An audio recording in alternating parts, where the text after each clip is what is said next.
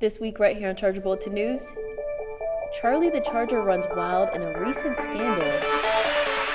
University of New Haven's pick for a new mascot is somebody you've probably already seen on campus. And Newhaven Cupid is ruining everything for everyone. Charger Bulletin News starts right now.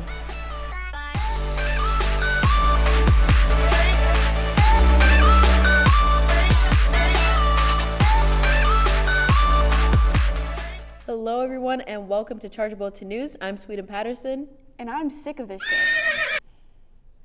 All right, well, before we get started, we want to remind viewers that this is a satire episode. So even though our death stories will all be silly and goofy, our entertainment, student life, and sports stories are all legit. Do you want to hear something else that's like super legit?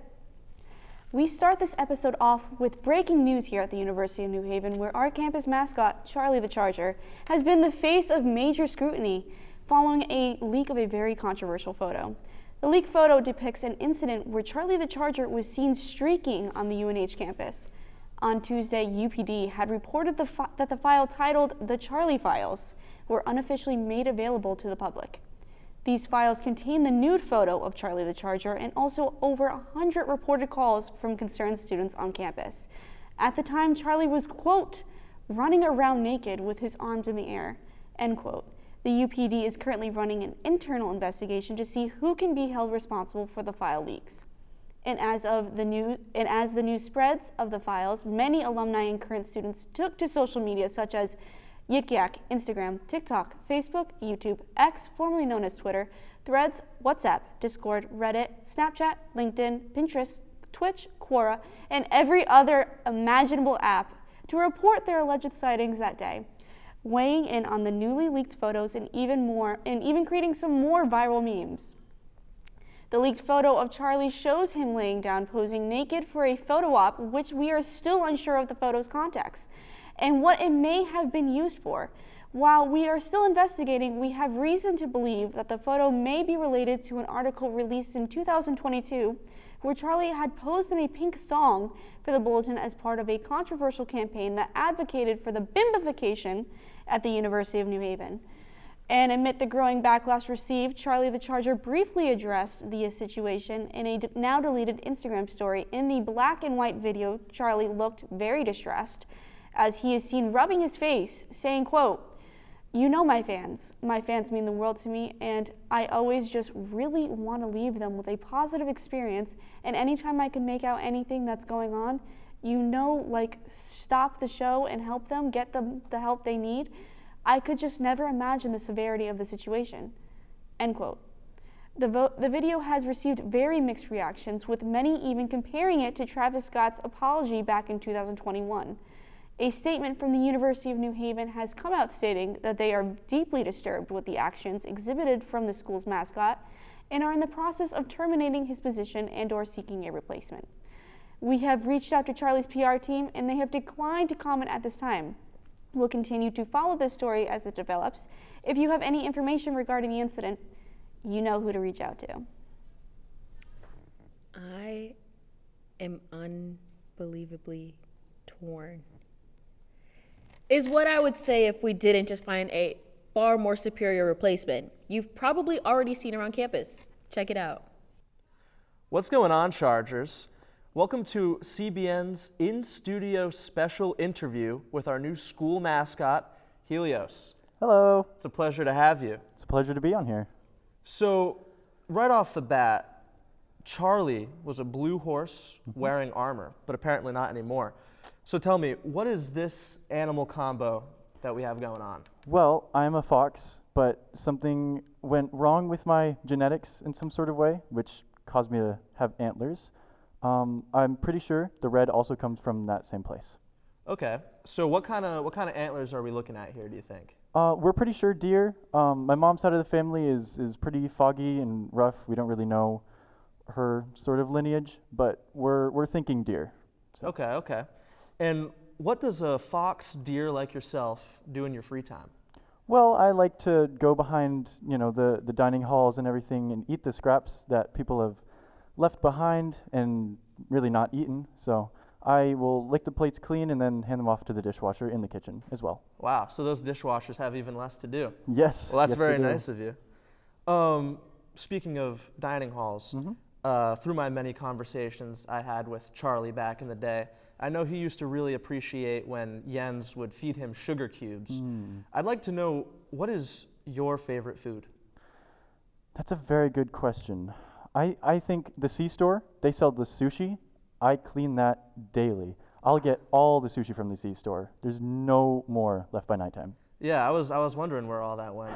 You know, I get out of my last class, I'm looking for some sushi, and now I know. I got there first. Yeah, that's what it is. So, aside from cleaning plates and eating sushi, how will you improve campus for students here?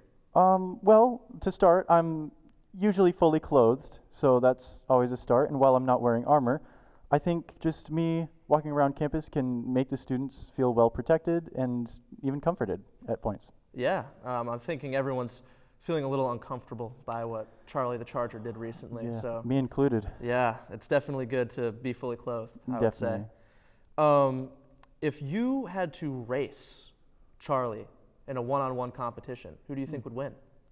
I think I would mop the floor with Charlie. I think in whatever race it is, I would have his time. Yeah? Yeah. Well, that's impressive, because Charlie was a pretty fast guy. I think that was like his whole thing. Yeah, he was fast, but I have some shortcuts that I can take there. All right. And off of that, are you a better fit than Charlie the Charger was? And what are your thoughts on his recent scandal? Well, I'll start with the scandal first. I think he was a great guy, of course. Everyone knows that. I loved Charlie the Charger. I was a big fan of his back in those years, but this has really changed my thoughts about him a lot. Me too. And besides, I think the school could use a change, you know? Like blue and gold has been their color scheme for ever now, pretty much. And I think red and black could definitely be different colors. Yeah, I personally am a very big fan of the red and black. And that's all we have. Thank you so very much for your time. Yeah. Back to you guys in the studio. Thanks, Will. Well, I'm on board, and it seems like the whole student body is as well. Helios, we welcome you with open arms. Wow, now that was entertaining. Okay? Yeah, Michael Crowley. You look a little different. You have a new suit? No. I'm Michael Crowley. This is entertainment. Let's do Michael Crowley entertainment. I'm Michael Crowley. Let's go. Ba-bam.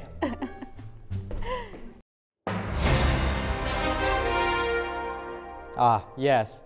We are back to reality in our totally normal entertainment segment. We start off this entertainment segment in the world of reality TV.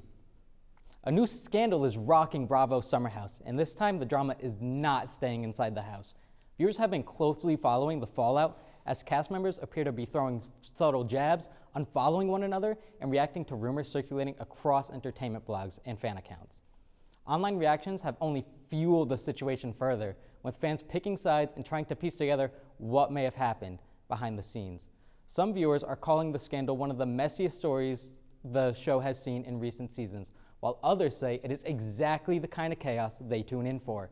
At this point, it remains unclear whether the full story will be addressed in upcoming episodes, at a reunion, or through cast interviews. But one thing is for clear. Summer House, the party may end at the beach house, but the drama definitely does not. This week's Billboard 200 has been the topic of discussion, as it contains some major debuts within the rankings. Topping the chart at number 1 is BTS's album, Airang. After 4 years of being away, the group's comeback is already breaking records. This is not just another number 1 for the group, but their 7th, as they make history being the first K-pop album to spend its first 2 weeks at number 1. Coming right behind at number 2 is the debut of Kanye West's 12th solo album, Bully. Kanye's album has become the 3rd biggest hip-hop debut of the year, and there's already rumors circulating of a deluxe version on the way. Number 3 on the chart is the debut of Melody Martinez's album, Hades.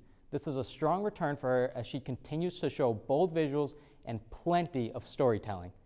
Sitting at number 4 is Morgan Wallen's I'm the Problem, which has only been holding on for a steady 46 weeks. At number 5 is Yeat's album, ADL, which has also debuted this week. This week's Billboard 200 has been taken over by new releases, and they're making strong first impressions in the world of music. The former Real Housewives of Salt Lake City star Jen Shah recently revealed that she has been finding approved ways to earn income while serving the remainder of her prison sentence from home. According to Shah, she's focused on legal business opportunities and media work that fit within the rules of her release. She still remains under close supervision, but is staying productive, rebuilding her life, and preparing for what comes next. Viewers are curious to see how she moves forward, while others remain critical of the circumstances of her conviction.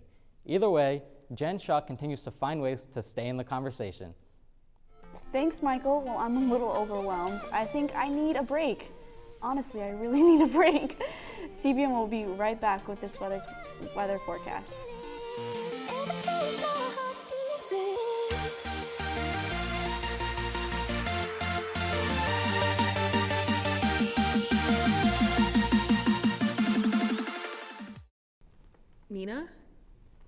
Nina, we're gonna be. We're rolling now, right now.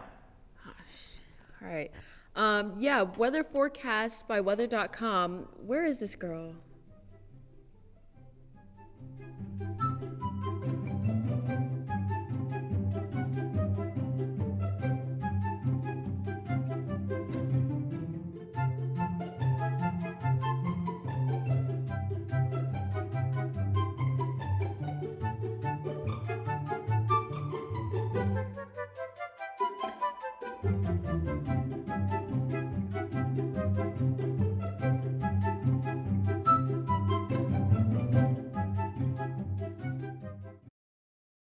Hey, Swedes.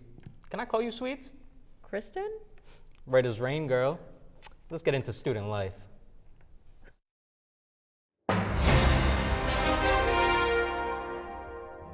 What's up? Guess what time it is?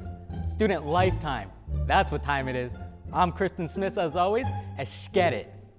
Join CeeLo, ORL, and DOS for an exciting trip to Mystic Village on Saturday, April 11th. The bus will depart from Maxey Hall at 10 a.m. and return around 4 p.m. Transportation is provided, but students are responsible for their own expenses during the trip. Don't miss this chance to explore, shop, and enjoy a day out with friends. Be sure to arrive on time. We'll see you there. Well, it's that time. Time, of course, for Thomas's student highlight. Who do you have for us, Thomas? Excuse me, sir? Yeah. I'm looking for Kristen. Can I, I am Kristen. Are you sure about that? I am positive I'm Kristen. All right, then. We're here with our student highlight, and we're here apparently to interview Kristen Smith. I don't believe it. You might believe it. I won't. But, so before you started coming for this segment, did you feel prepared, or did you feel like it's going to go south somewhere, Kristen?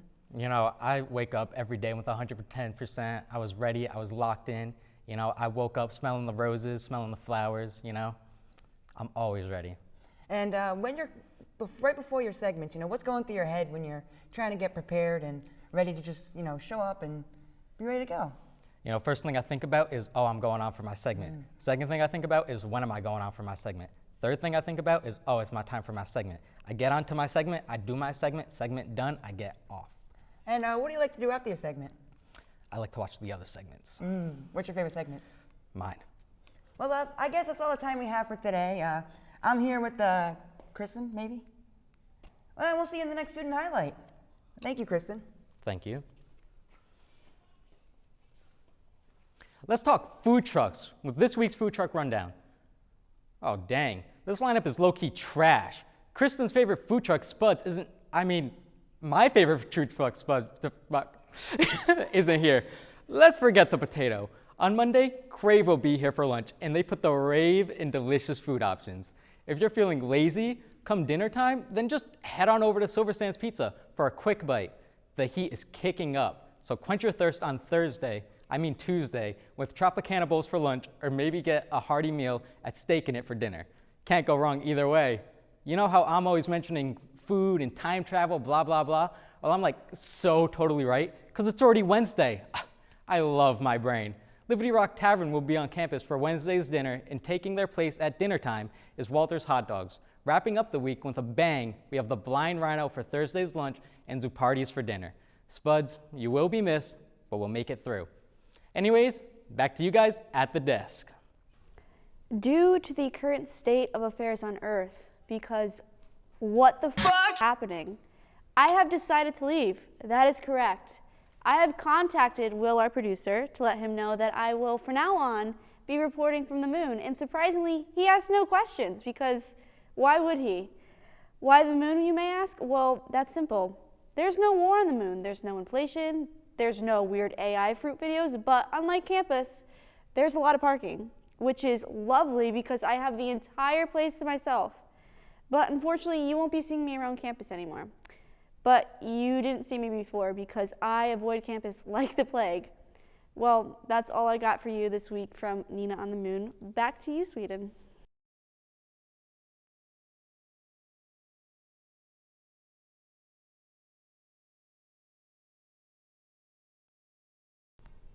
Sweden, are you okay? Leah, is that really you? Are you not a ginger man? No. Thank God. I'm just gonna give you a minute and head over to sports.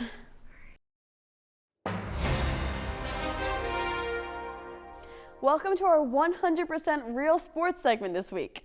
Let's get it started as our athletic teams had a busy Wednesday, softball, baseball, and lacrosse all having had competitions. Leah. What the fuck are you doing here? What are you doing here? Anyways, starting with softball, they had a successful game day against the Fairleigh Dickinson Knights. The Chargers took home 2 of their 3 games, winning Game 2, 9-6, and Game 3, 5-3. In their first win, Blue and Gold had 15 hits and 4 runs in both the 4th and 7th innings. Kylie Thorpe led the girls' offense with 3 hits, one of those being a home run in their second win. Softball faces Central Connecticut State University tomorrow, April 11th at 1 p.m. The Blue and Gold lacrosse squad beat Howard on Wednesday 11-9. It's no surprise to hear that Helena Dunwoody had yet another standout game. She scored 5 goals out of 7 shots, one of them actually being the game winner. Goalkeeper Ainsley Bourbeau contributed defensively with 14 saves here at Kathy Zolad. Lax faces Stonehill College in Massachusetts tomorrow at noon. Our Chargers baseball had a less lucky week, falling to Yale University 20-0. The Bulldogs had a strong game, which included a 7-run 5th inning. The boys compete against Long Island University today. It was a rough weekend here in Connecticut as we watched both of our UConn basketball teams lose the national championship. On Friday, women's basketball was defeated by South Carolina in the Final Four round. The game wasn't as close as we would have hoped, the women losing 62-48. The UConn men's team, however, made it all the way to the finals, playing against the University of Michigan. The Huskies and Wolverines went back and forth all game, Michigan making out with the win 69-63. It was thanks to Elliot Cadeau and his 19-point game that earned Michigan the win and Cadeau Most Outstanding Player. Over the weekend, Atlanta Dream acquired women's basketball phenom Angel Reese. Reese came from Chicago Sky, where she began her WNBA career as the 7th draft pick. According to ESPN, Reese did not request this trade and had previously planned to stay in Chicago. According to Chicago Sky general manager Jeff Paglioccia, the Sky are trading Angel to the Dream in exchange for 2 first-round picks. This trade is designed to achieve roster balance and represents a great opportunity for all parties. We're excited to see what Reese brings to Atlanta. That's all I have for you guys this week. Back to the funny business. Thanks, Leah. I'm glad to see one of our segment hosts is still here. Anyway, Chargers, love is in the air, or at least it was until Newhaven Cupid started violating several FERPA laws. Students at the University of New Haven have reported sightings of a mysterious figure who is armed with a bow, arrows, and what appears to be a shared Google Doc of everybody's situationships. Known as the Newhaven Cupid, this individual has anonymously been exposing relationships, hookups, and the "he sits next to me in accounting and breathes loudly, but I think I'm in love with him" submissions via Instagram. Eyewitnesses say Cupid has evolved, no longer matching people based on romance, but on chaos. One student reported opening Instagram to find @Charger Dining employee plus girl who asked for extra ranch equals enemies to lovers arc. Another said Cupid matched her with her ex and captioned it, "Round 3, be serious." Campus officials are concerned, mostly because Cupid somehow knows who ghosted who after the scope party. Meanwhile, students are divided. 50 say it's hilarious, 50 say they're transferring, and 100% are checking their page every 5 minutes at this point. Cupid isn't spreading love, he's spreading academic distractions and emotional damage. Nina, Hi, Sweden. how did you get back? So I catched a flight with Artemis 2, and we picked up ET on the way. Dude is crazy. But have you heard those saxophones on campus? Like, Saxophones? you don't hear them right now? No. Has anyone heard that jazz music on campus that feels straight out of New Orleans? Rumor has it these saxophone noises are not good ones. Reports are coming in of this strange and unsettling phenomena, with students saying these saxophones are getting louder. It started earlier this week when one student logged into Canvas and saw a missing assignment, and moments later reported hearing a faint music in the distance, a saxophone. By Tuesday, the situation escalated, with multiple students claiming the sound appeared during stressful moments, like emailing a professor, checking grades, when your situationship says, "we need to talk," or even opening your bank account after a weekend out in New Haven. According to a viral TikTok trend, the phrase, "the saxophones are getting louder," signals that something bad or deeply embarrassing is about to happen. And students here say the pattern is hard to ignore. Our seniors at CBN, Danielle Jabstrack and Aaron Earl, reported hearing the saxophones when they realized they may have chosen the wrong major 4 years ago. Now they're only 4 weeks away from graduation, so good luck to them. Campus officials have not confirmed the source of the saxophones, but they are advising students to stay alert. And if you hear jazz music, it may already be too late. Stay safe and stay